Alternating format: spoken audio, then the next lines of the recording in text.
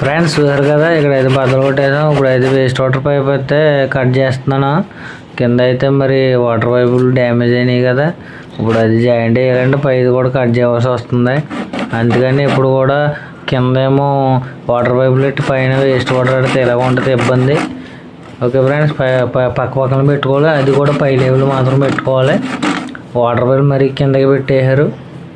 ఈ విధంగా అయితే పెడతాం వల్ల సపడా బరువు అయిపోయి దిగిపోయినప్పుడు త్వరగా కట్ అయిపోతామంట. ట్యాప్లో వాడుకుంటాయి, అవి ఏమన్నా నొక్కేసి కిందకి దిగిపోయి కట్ అయిపోతామంట. అందుకని ఎప్పుడు కూడా పై లెవెల్ పెట్టుకోవాలి. చూరు కదా, ఈ ఇరుగులో చేయాలంటే రచ్చ టైల్స్ ఇవన్నీ కూడా బద్దలు కొట్టేసాం అనవసరంగా. పాపం మొత్తం కొత్త బిల్డింగ్ అండి ఇది. మొత్తం కింద పునాది కూడా మొత్తం లాగేసింది. ఇల్లంతా కూడా చెమ్మ ఎక్కిపోయింది లీకేజ్ దెబ్బకి. ఇలాగుంటే హౌస్ కూడా దెబ్బినైతే పునాది వాళ్ళంతా కూడా చెమ్మ లాగేసింది. చూరు కదా, ఇంత కింద కడితే ఎలాగవుతుంది. పై లెవెల్ పెట్టుకోవాలండి. నెత్తి మీద బరువు అయితే ఏమవుతుంది, తొక్కేస్తుంది అన్నమాట. పై లెవెల్ ఉంటే తొక్కదు.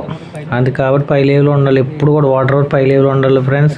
నేను చాలా చూసాను ఇలాంటి కంప్లైంట్లు, అనుభవంతో చెప్తున్నాను. పై లెవెల్ మాత్రం పెట్టుకోండి.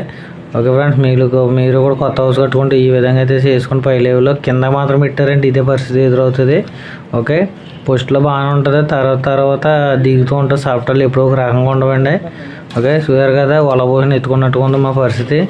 చూసారు కదా, ఇలాగ ఉంటుంది అన్నమాట. పోట్లు ప్లంబింగ్ నడిచాను బాగానే ఉంటుంది. వాటర్ ఏమైనా తేడా వస్తే ఇలా ఉండదు కాబట్టి ఇలా తేడా రాకుండా చేసుకోవాలి. ఓకే ఫ్రెండ్స్, అలాగే మన వీడియో చూడండి, ఇంకా పెడతాను ఫ్రెండ్స్. మరి ఫుల్ వీడియో అయితే పెడతాను చూడండి. ఓకే ఫ్రెండ్స్, మన వీడియో మరి నచ్చితే లైక్ చేయండి, సపోర్ట్ చేయండి. Okay friends.